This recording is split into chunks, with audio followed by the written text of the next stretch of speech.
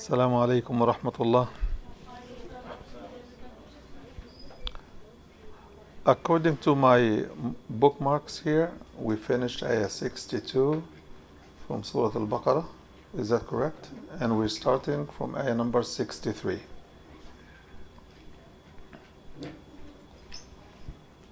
Okay. Tonight, Aisha is at 10 o'clock. So we would try to leave you a space for questions at the end. So mark me for 9:45. Inshallah. Bismillah, alhamdulillah, wassalatu wassalamu ala rasulillah wa ala alihi wa sahbihi wa man walah wa ba'd. Ayah number 63, Surah Al-Baqarah.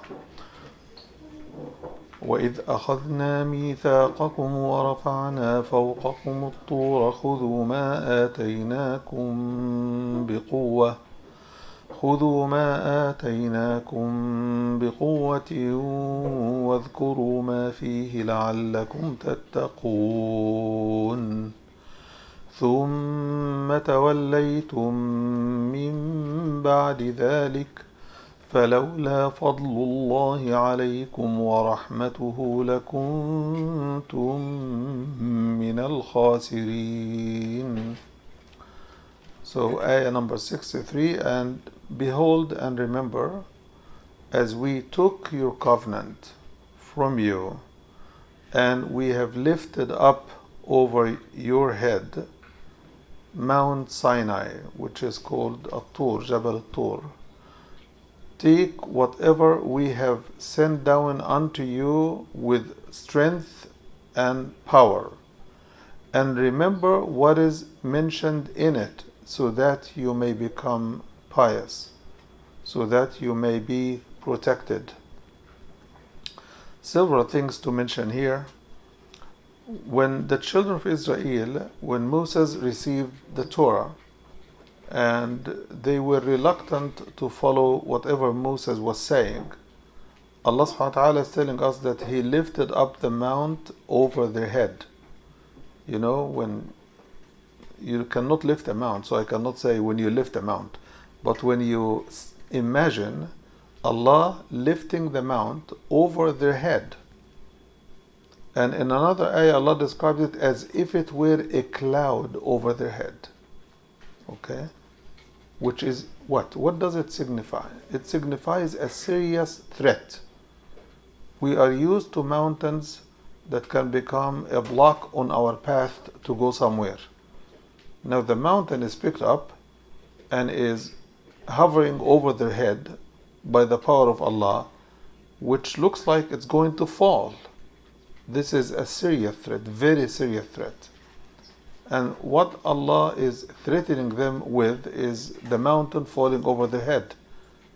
Unless what? Unless they take the revelation biquwwah. And I want to make some issue with the word biquwwah.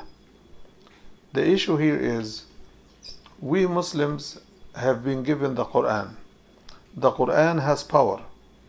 And when we do not take it, which means embrace it, which means hold on to it, which means study it, apply it, live it, what happens? We are threatening ourselves with our own demise, with our own destruction. So in their generation, the Jewish people with Moses, the children of Israel at that time, they were reluctant to follow Moses. And we have gone over some of the things that they have done with Moses, and how Allah subhanahu wa ta'ala has been forgiving them, and they go back and so on and so forth. Here the ayah is saying خُذُوا مَا آتَيْنَاكُمْ بِقُوَّةٍ, as if Allah is saying otherwise. The threat is otherwise, I will just crush you under the mountain. So what does it mean to take it with the strength? To take it with the strength means what the Prophet ﷺ explains about the Quran and the Sunnah.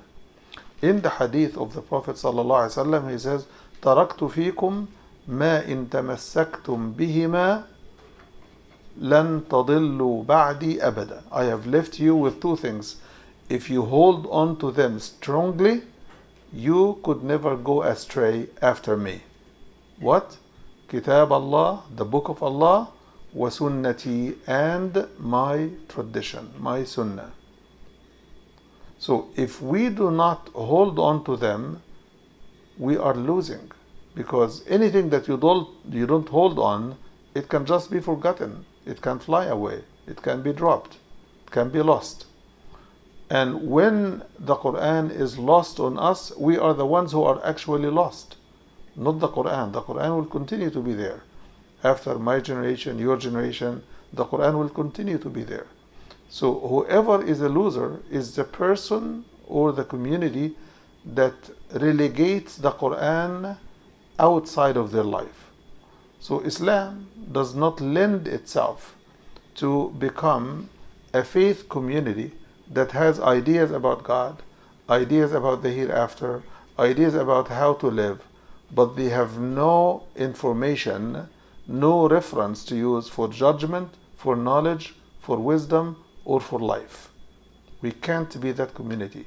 We cannot, for example, separate our living and life from the Quran. We get lost. Okay? خُذُوا مَا آتَيْنَاكُمْ بِقُوَّةٍ. So the Prophet ﷺ in the hadith says, عَضُّوا عَلَيْهَا بِالنَّوَاجِزِ. Bite onto it with your canine teeth. Bite onto it. See how far he wants us to hold onto the Quran and the Sunnah. Bite onto it. Not just hold it in your hand. Not just keep it on your shelf. Not just keep it in your store or office. Bite onto it as if it is about to be snatched from you. Because the shaitan would like to snatch the Quran and the Sunnah from our hands, from our hearts, from our sight, because then we become really vulnerable. And the Quran loves it. The shaitan loves it. He loves it when we are vulnerable and unprotected. So, وَاذْكُرُوا مَا فِيهِ. It is one thing to have a Quran, whether it is in your memory, whether it is in the form of a book, whether it is a CD or any form of keeping the material. But it is totally another thing to remember it. وَاذْكُرُوا مَا فِيهِ. Remember what is in it. So here it declares the purpose of the Quran. The purpose of the Quran is that we remember it. Remember it when? When we are reminded, or remember it when we need it. It's both. When you are reminded, you remember. And when you need it, you also have it handy and you remember it. And if you do not memorize the Quran, or if you don't have a copy of it in your pocket, what does remembering means? It means remember what is in it. Allah, remember the day of judgment, remember the ultimate justice, remember that you will stand before Allah, remember accountability. This is what needs to be on the forehead of where our top memory really is. وَاذْكُرُوا مَا فِيهِ. When we remember what is in the Quran, what do? We become muttaqeen. We try to protect ourselves.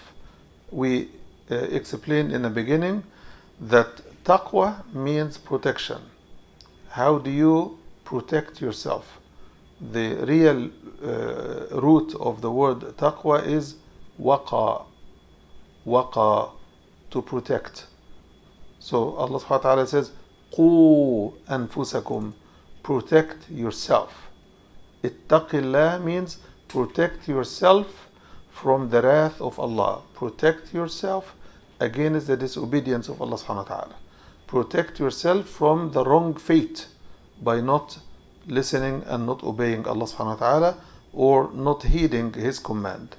So when we take the Quran, take it with power and strength. When we get it, we hold on to it with our teeth, as the Prophet ﷺ explains. And when we get it, we remember what is in it. And when we remember what's in it, we use it for protection. So the ultimate purpose of the Quran is to protect us, from our bad friends, from our bad environment, from any and every negative influence. This is the function of the Quran. It will help us become protected. Then for the children of Israel, the next ayah number 64, ثُمَّ تَوَلَّيْتُم مِّن بَعْدِ ذَلِكَ. Then after you got the book, you've turned away. You have made a U-turn. ثُمَّ تَوَلَّيْتُم مِّن بَعْدِ ذَلِكَ. After that. فَلَوْلَا فَضْلُ اللَّهِ عَلَيْكُمْ وَرَحْمَتُهُ لَكُنْتُمْ مِنَ الْخَاسِرِينَ. Were it not for Allah's mercy and bounty upon you, you would have been among the losers. You know, when somebody loses money, we call him a loser, right? When somebody didn't finish a degree, we call him a loser.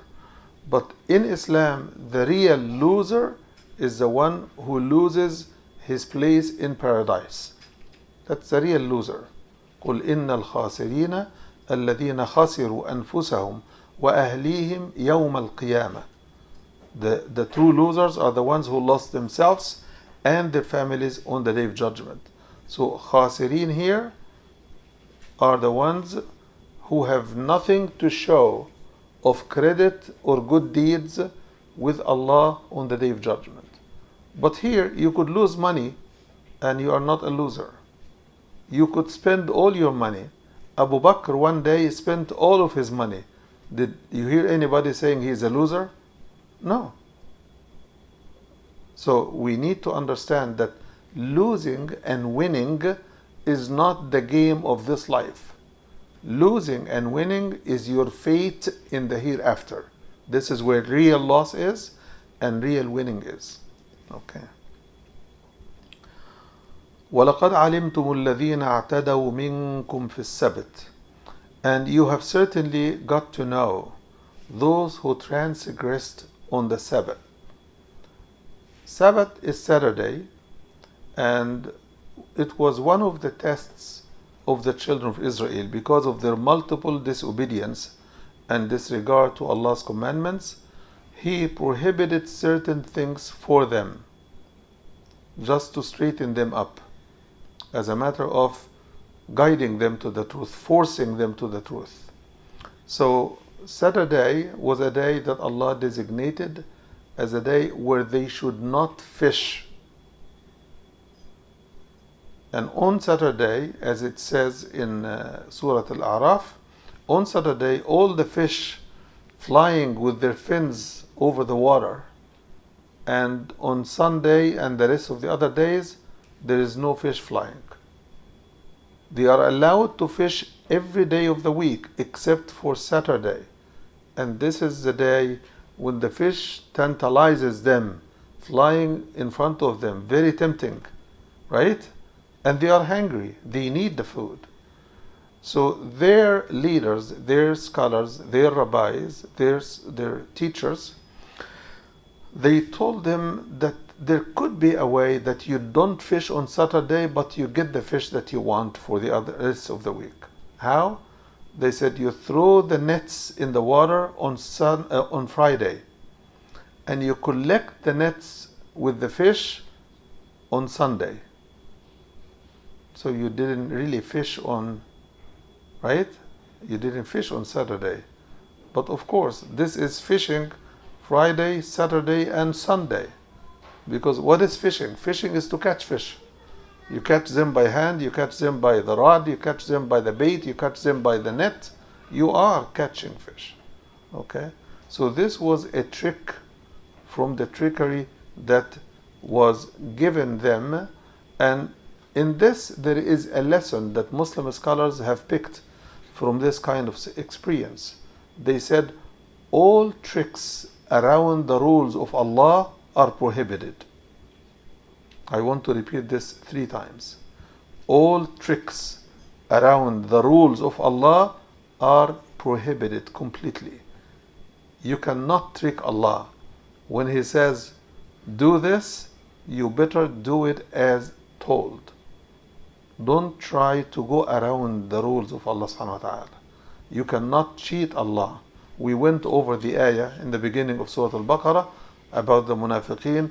يُخَادِعُونَ اللَّهَ وَالَّذِينَ آمَنُوا. They try to deceive Allah and the believers. وَمَا يَخْدَعُونَ إِلَّا أَنفُسَهُم. They deceive none but themselves. It is very important. Some of us ask for fatwa to get around the rule. So one of the ways people get around the rules is to change terminology. For example, Allah subhanahu wa ta'ala says that riba is haram. Riba, usury, is haram, right? So people invent terminologies saying it is not usury, it is a profit. It is not usury, it is interest. It is not interest, it is the price of the loan. It is not really the price of the loan, it is not usury, it is the inflation difference. All of these tricks do not work with Allah. Imagine Allah, we're playing with Allah as if we are kids playing in the playground. Allah is saying that is unacceptable. You must behave yourself as responsible adults, which means take Allah seriously. Don't tell Allah it's not riba, it's interest. Could you have this argument with Allah on the Day of Judgment? We can't. So we have to be careful. Even when we are given a fatwa, we have to match it to what we learn from the Quran and the Sunnah. Of course, at young age, with a lot of us lacking knowledge, maybe we cannot, but we should check and double check and triple check until we are sure that what we're getting is what Allah wants us to get. Very important. Also, among the trickery is not using terminology, but using excuses. Using excuses. And all excuses that are not listed in the Quran are false licenses. All excuses that are not mentioned in the Quran or the Sunnah of the Prophet are false excuses, and they do not wash with Allah. Allah will not accept them. For example, Allah subhanahu wa ta'ala told us that you can maybe shorten the prayer, right? For certain excuses like traveling or certain condition. Now, one cannot take it and say, you also could shorten and you also could shorten, and unless we have something in the hadith that gives us the license. So the only one who can give a license or make something halal or haram is Allah and or the Messenger sallallahu alaihi wasallam. Okay? Scholars are supposed to understand what is said in the text and relate this to us clearly and simplify it for us so that we can apply it in our life. So you have known those who have, Allah calls them transgressors. He says, اعتدوا منكم في السبت. Those who have transgressed from you on Saturday. فقلنا لهم كونوا قردة خاسئين. And we told them, be you monkeys and pigs. In all the tafsir, you will find the scholars of tafsir saying that that generation of disobedience, that group that disobeyed Allah, actually turned into monkeys and pigs. But if you look deeper, you will find that there are two characters that they were known for by their own practice. Okay? And this is mentioned in the Quran. You see, for example, in the situation where they worship the calf, it started with one person, Musa the Samaritan, okay? The Samaritan. He invented the idea of the ijl, the calf, and he made it from gold. He collected the gold from the community and he made the calf, and he told them, this is your God. One person, just one person in a whole large community. Then one other person starts to follow, then another person starts to follow, then another person starts to follow, then they become a group, right? What is this phenomenon known in human and animal behavior? It is known as monkey jumps, monkeys jump. Monkey runs, monkeys run. It's a phenomenon in the monkey community that if a monkey is on a tree and he sees, for example, a lion coming from a distance, right? He starts jumping from the tree and running away. Everybody, without thinking, without asking, without anything, they run with the running monkey because something is dangerous. So they act with natural impulsive instincts rather than their head. Okay? So when the children of Israel are being told that you become monkey, it is a rebuke. It is a rebuke that you want to live like monkeys, live like monkeys. You want to imitate anyone who does anything, imitate anyone who does anything. It's up to you. Okay? But this, in my understanding, and I could be wrong, it does not mean that they physically turned into actual pigs and actual monks. Okay? And why is the monkey or the pigs? We understand now why the monkey is. It's about the imitation prospect of behavior. What about pigs? Pigs pick the worst and the dirtiest of resources for food. Their own feces and whatever is dirty is their best food. Why? And they leave what is clean. You give them clean something, they don't eat it. You give them something dirty, they pick it up. Okay? So Allah subhanahu wa ta'ala has made certain things clear and pure and good and offered it to the children of Israel. So some of them would not take what is clear, pure and good. They will go for what is haram, which is described in the Quran as khabith, something impure and dirty. This is pig behavior. This is pig choice.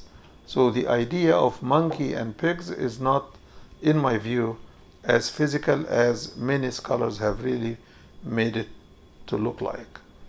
Ayah number 66. فجعلناها نكالا لما بين يديها وما خلفها. We have made this segment, this group of the community, those disobedient ones, we have made them an example, a deterring example, an example that may make people stop before they follow suit. جعلناها نكالا لما بين يديها, to those who come after, وما خلفها, and those who came before, بين يديها before, and وما خلفها after, وموعظة للمتقين. We have made this community an example and an admonishment for those who follow them. Follow them means come after them. Then comes the story of the cow. The story of the cow is the story that is the highlight in Surah Al-Baqara. It's called Surah Al-Baqara, the Surah of the cow. But definitely, as we mentioned before, the name of the surah is not a title, it's not a theme.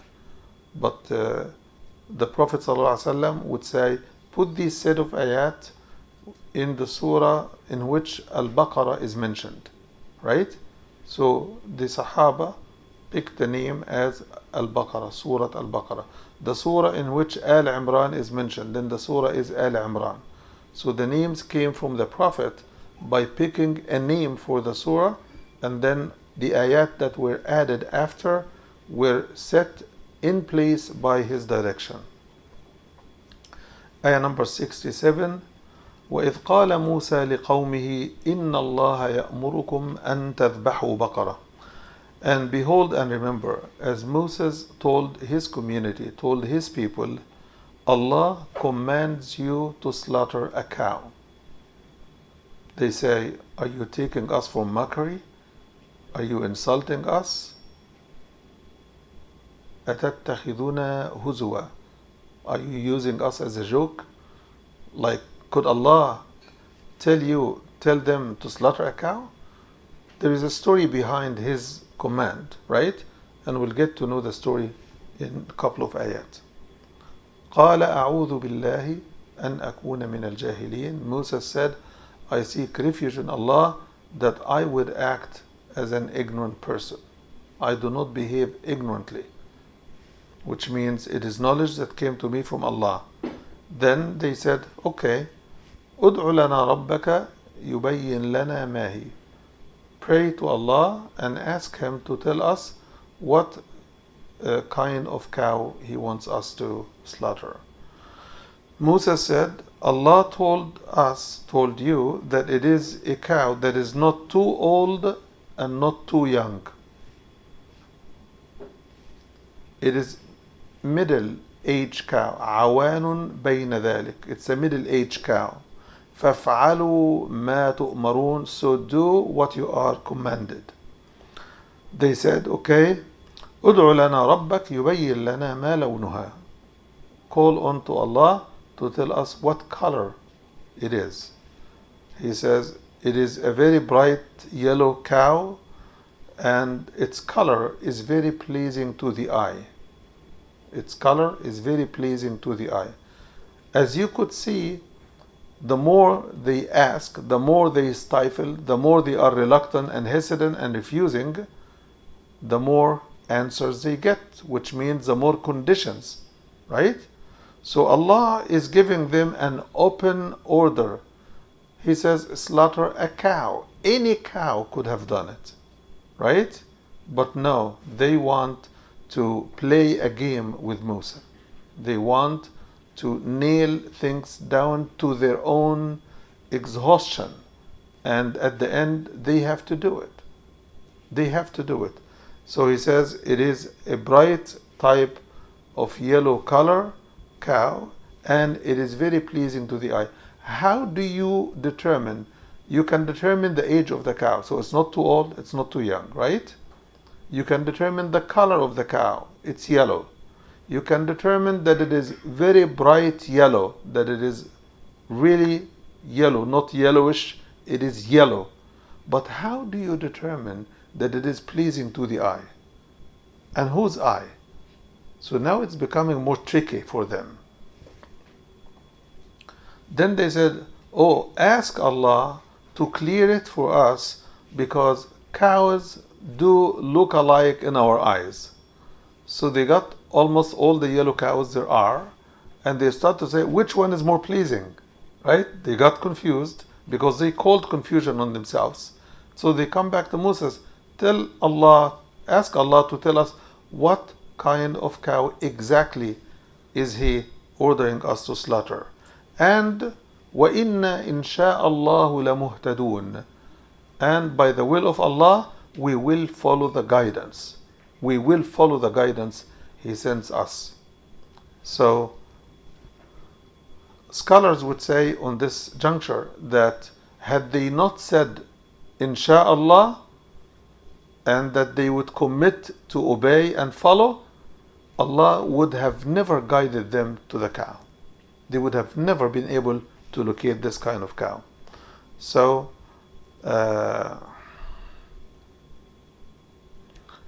so they go back and ask Musa, ask Allah to tell us what kind of cow, because cows are kind of like look-alike. So he goes and says, Allah says, it is a cow that is not domesticated. It's a wild cow. It does not tilth the land.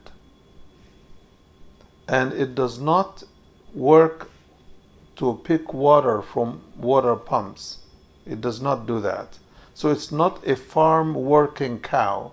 It is a wild cow. How could they hold a wild cow? Have you ever seen wild cows running in the middle of people? It's very dangerous. It is very dangerous. But this is the kind of cow at the end they have to catch.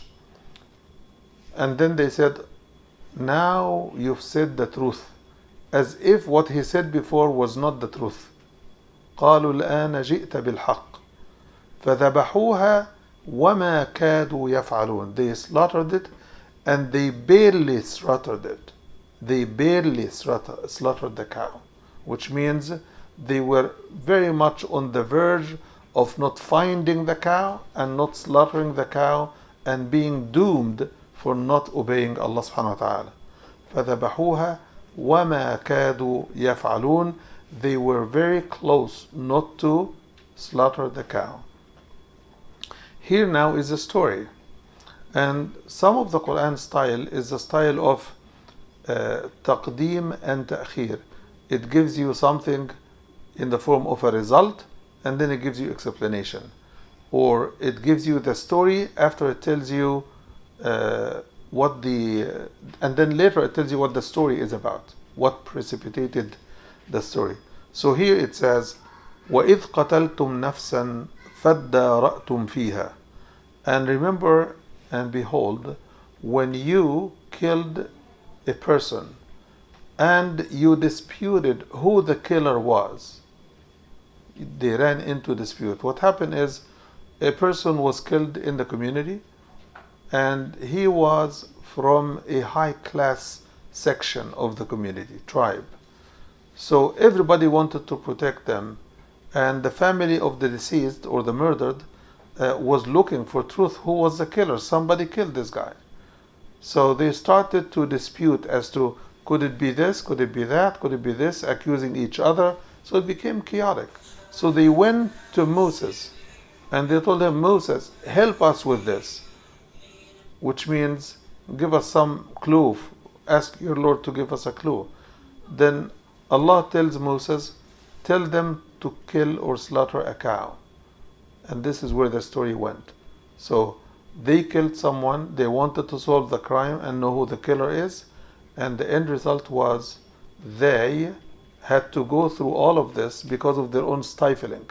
They wanted not to slaughter the cow and get Moses to tell them who killed the deceased.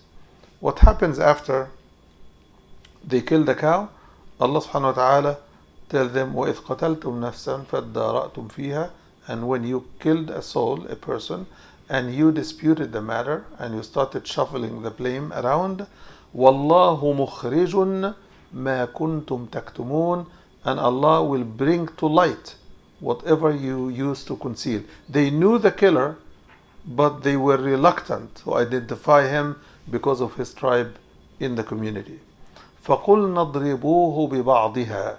So we told them to hit the deceased, the dead person, the murdered person, hit it with a piece of the cow. فَقُلْنَا اضْرِبُوهُ بِبَعْضِهَا كَذَلِكَ يُحْيِي اللَّهُ الْمَوْتَى وَيُرِيكُمْ آيَاتِهِ لَعَلَّكُمْ تَعْقِلُونَ.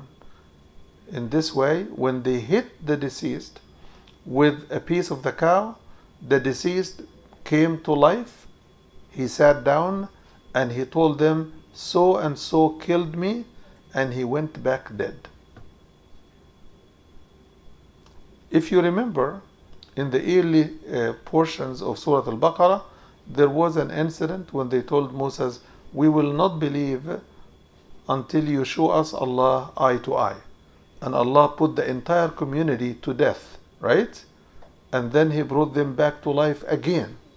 It's very amazing. It's a miracle. It's a miracle of miracles, right? But still, when He told them to go into the village, they were reluctant, they were disobedient. So here, it is not that they are dying, it is that they see a person who is dead coming back to life, talking, identifying his killer, and going back to death. That's another type. It is one thing to put somebody to sleep. It's totally another to show him how you bring somebody from death to life. فَقُلْنَا اضْرِبُوهُ بِبَعْضِهَا. We said, hit the dead man or strike the dead man with a piece of the cow. And Allah says here, in such a way does Allah bring from death the dead and shows you His signs so that you may wisen up and reason. If Allah brought us from death to life, if Allah shown us a dead person coming to life and going back to death, then what is the reasoning about? The reasoning is we must believe in resurrection. we must believe that we will stand accountability before Allah. So here, ayah number 74, ثُمَّ قَسَتْ قُلُوبُكُمْ. Then your hearts became hardened. It's amazing. This is not the way it should be. The reason Allah is showing them signs and showing them miracles, right? And using them for guinea pigs to show them miracles, right? Is to awaken their heart, to soften their heart. But Allah is saying, ثُمَّ قَسَتْ قُلُوبُكُمْ. Then your hearts became hardened. After that, so it turned like stones. فَهِيَ كَالْحِجَارَةِ وَإِنَّ مِنَ الْحِجَارَةِ لَمَا يَتَفَجَّرُ مِنْهُ الْأَنْهَارِ. While your hearts turned like stones, but even stones can break down and water would gush out of them. And they will turn into rivers. وَإِنَّ مِنَ الْحِجَارَةِ لَمَا يَتَفَجَّرُ مِنْهُ الْأَنْهَارِ. It will gush into rivers. But their hearts, the Quran says, فَهِيَ كَالْحِجَارَةِ أَوْ أَشَدُّ قَسْوَةً. It turns hard as stones, or even harder than stones. How much harder? Stones can let water gush through and turn into rivers. وَإِنَّ مِنْهَا لَمَا يَشَّقَّقُ فَيَخْرُجُ مِنْهُ الْمَاءُ. Some of the stones would crack open and water would flow out of them. وَإِنَّ مِنْهَا لَمَا يَهْبِطُ مِنْ خَشْيَةِ اللَّهِ. And some of the stones would fall from their position down, right, out of the awe and the fear from Allah subhanahu wa ta'ala. وَمَا اللَّهُ بِغَافِلٍ عَمَّا تَعْمَلُونَ. And Allah is not unaware or inattentive as to what you are doing.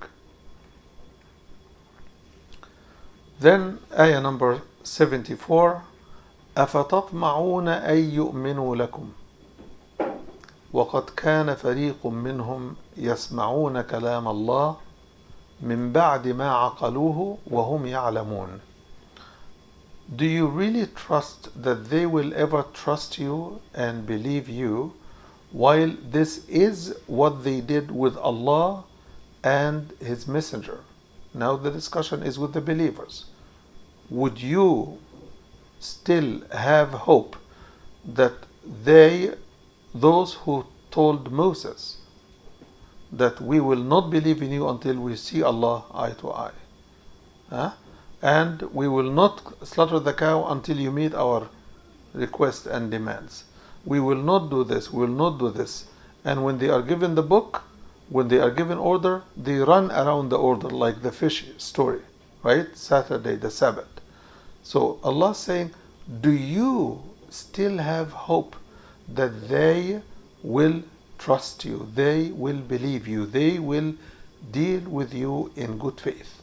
أَفَتَطْمَعُونَ أَن يُؤْمِنُوا لَكُمْ وَقَدْ كَانَ فَرِيقٌ مِّنْهُمْ. While some of them would listen to the ayat of Allah, and what do they do with it? يُحَرِّفُونَ.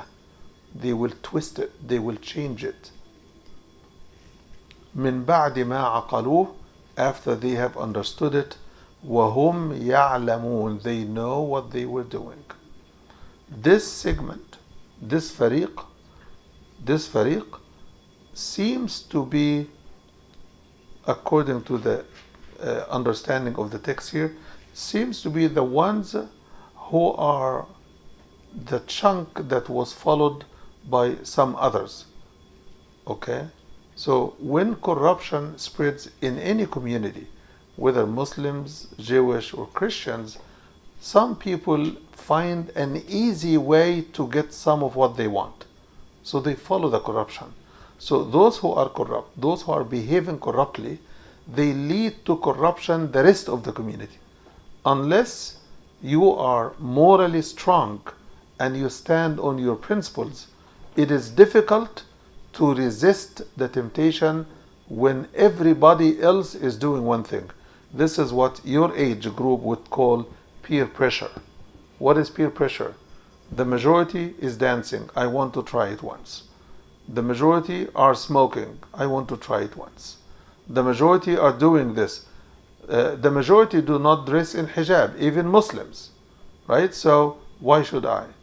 So there is that sense of temptation towards what is wrong, but this leads to nothing but dooming the rest of the community instead of saving them. So every Muslim, every person is here invited to be the lead to what is righteous. Don't wait for others to lead you.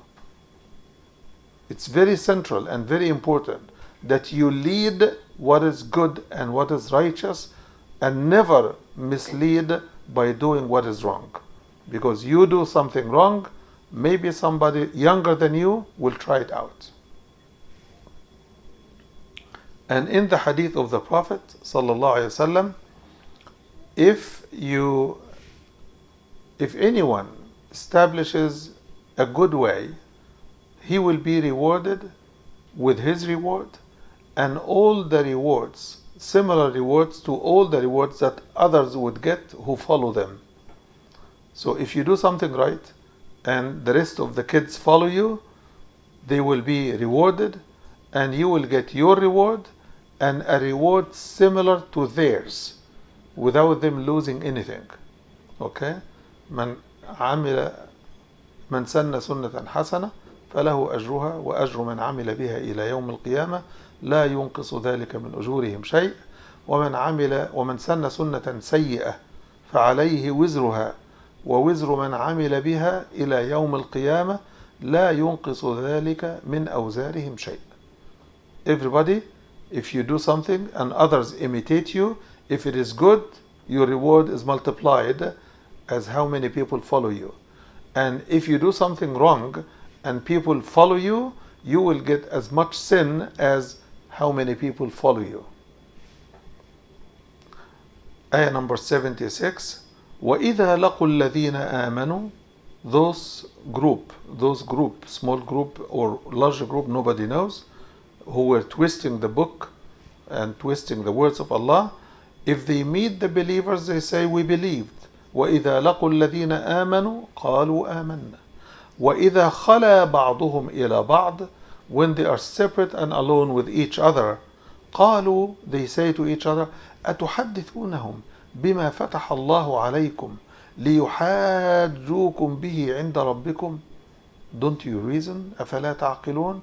Are you giving them the knowledge that Allah has given you so that they use it against you on the day of judgment? ليحاجوكم به عند ربكم, which means they end up concealing the knowledge Allah has given them for fear that others would use it as an argument against them on the day of judgment. So they tell each other, don't you reason? Don't you understand? If you tell them the knowledge Allah has given us in the book and they see our behavior, they will be witnesses against us. So hide it, conceal it. And this is exactly how this group behaved. I think my time is up, so we will start for your Q and A, your Q and my A, inshallah, or my Q and your A if you don't ask. Inshallah, jazakumullah khairan. Please, the floor is yours, and if you have a question, raise your hand. Or just say the question. Yes. When you were doing the tafsir of Ayah 65, yes, you spoke about how one shouldn't seek out excuses that aren't in the Quran and Sunnah to find their way around maybe a ruling, and that falls under the category of trickery. Yes. And there's a hadith in relation to this that I've seen some people use as some sort of a ticket around certain things. If you could explain it, please. Ibn Abbas radiallahu anhu reported that the Messenger of Allah sallallahu alayhi wasallam combined the noon prayer with the afternoon prayer and the sunset prayer with the Isha prayer in Medina without being in a state of danger or rainfall. And in the hadith transmitted by Waqi' radiallahu anhu, I said to Ibn Abbas, what prompted him to do that? He said, so that his ummah should not be put to unnecessary hardship. And in the hadith transmitted by Muawiyah radiallahu anhu, it was said to Ibn Abbas radiallahu anhu, what did he intend thereby? He said he wanted that his ummah should not be put to unnecessary hardship. Right. So the hadith, you heard the hadith? No, you didn't. Okay. The hadith says that the Prophet ﷺ, at times he combined Zuhr and Asr prayer together, and at times he combined Maghrib and Isha prayer without a cause or reason of rain or extreme heat. Okay?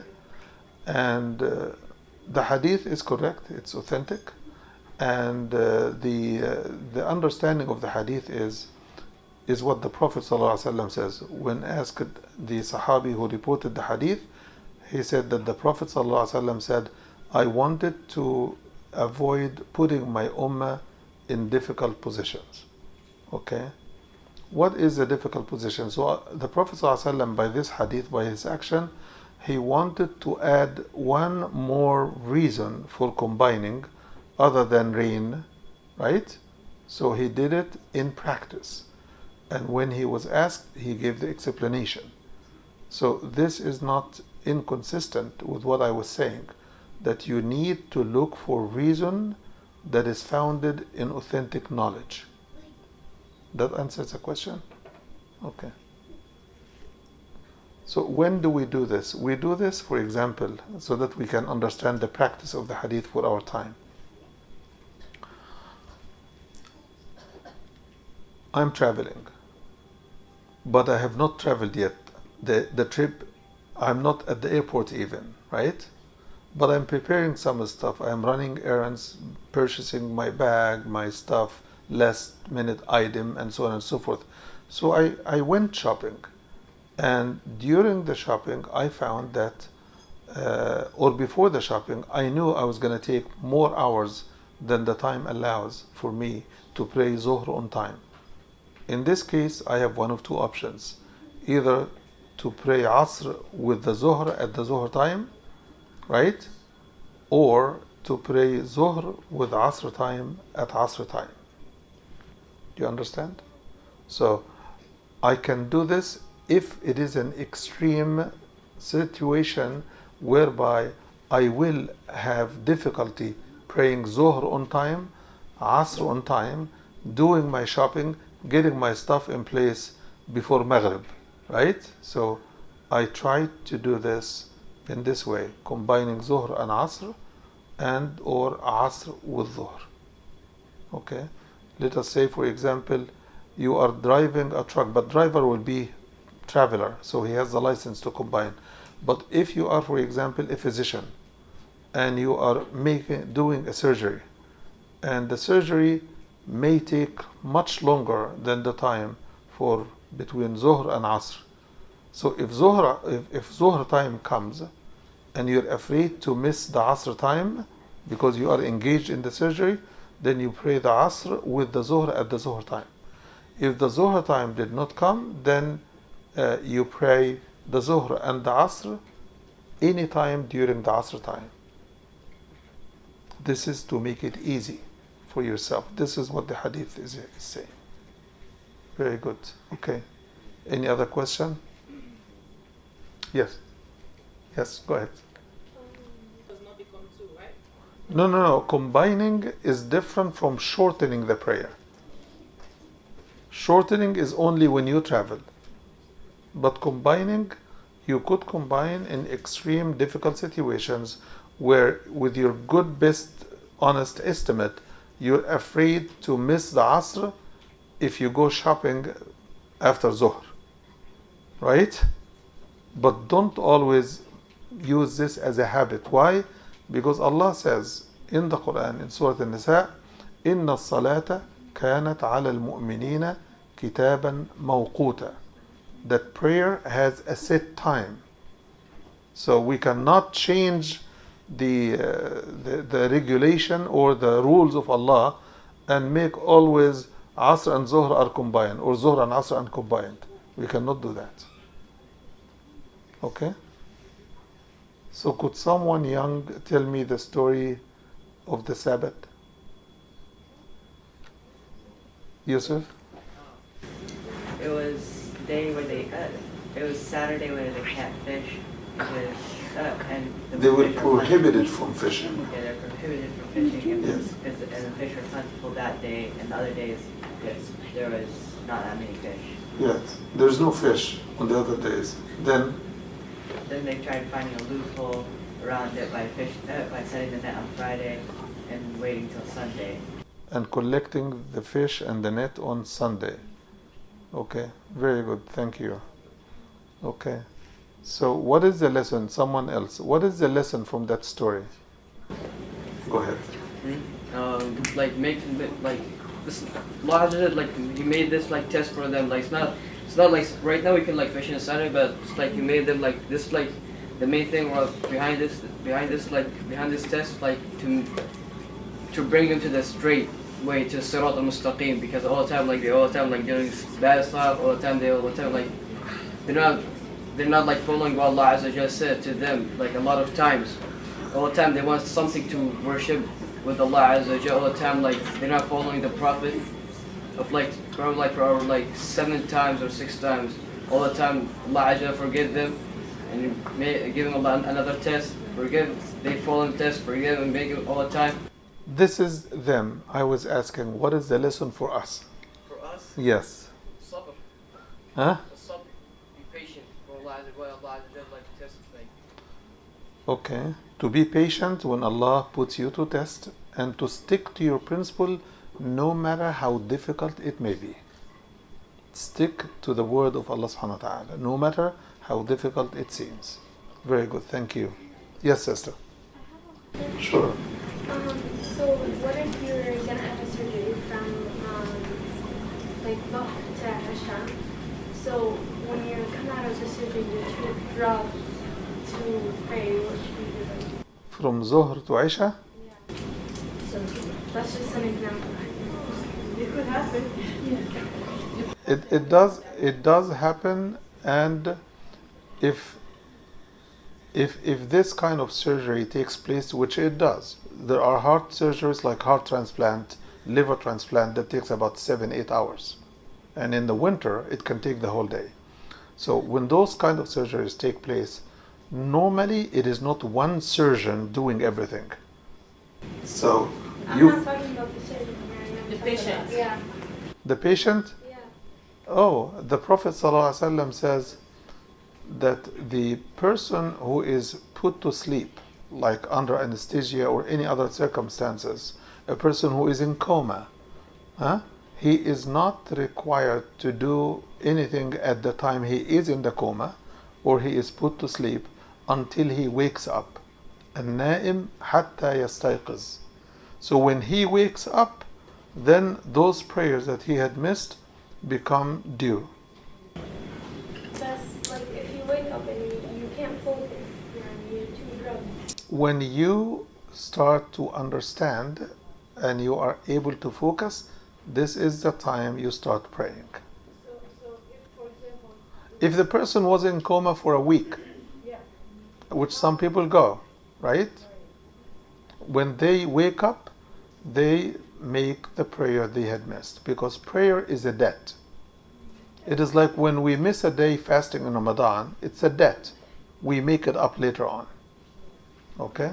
Yes. okay, so if I missed, say, the whole day of prayer, I missed prayer, I was sure I was asking about the Isha. Yes. Next day, I'm okay, I'm good, and I can do it. Can I do what next day, a Fajr, make up Fajr, a Dhuhr, make up the Dhuhr, or because I owe. The debt is due as soon as you recognize it. I have to pay all of them back. The debt is due at the time you recognize it. If you find this difficult and you find yourself healthy to plan it like what you said, combine one with one or add one extra prayer, you could do it. Yes. Yes. I want to ask the help of my my young brothers here. You heard the question. Okay, the question was, could you listen, everyone? The question was, if a child goes to school and in the school he could not pray for whatever reason, and he comes home and it is time for him to do Zuhr and Asr because he didn't do it at school, and his mom or dad tell him to do it, right? And he refuses to do it. What are your suggestions? What do you suggest for the parents to do? I need your help. Yes. That's not like you have to. You must do it. Like you have to force him, even if it's not focusing, or like just make sure make sure he's gonna wake up. If it's like he can't. No. It's not about waking up. We're talking about Zuhr and Asr after he comes from school. Alright. Yeah. The question is, when he refuses, what is a good suggestion for the parents to do to make him do it? Sit down with him and talk to him about the importance of Salah and how to get into Jannah. So sit down with him and talk to him about the importance of Salah, right? Thank you. Go ahead. Every single time, I have two things. One, try to interact for your son or daughter into go to him in a group and talk to him about what's benefit and what's gonna happen when you meet Allah, and then when he's gonna tell you what happens to people who refuse to listen to their parents. Okay, very good. Abdullah?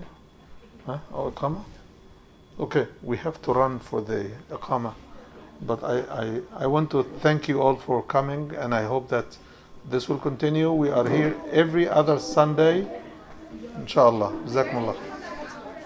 سبحانك اللهم وبحمدك نشهد أن لا إله إلا أنت نستغفرك ونتوب إليك.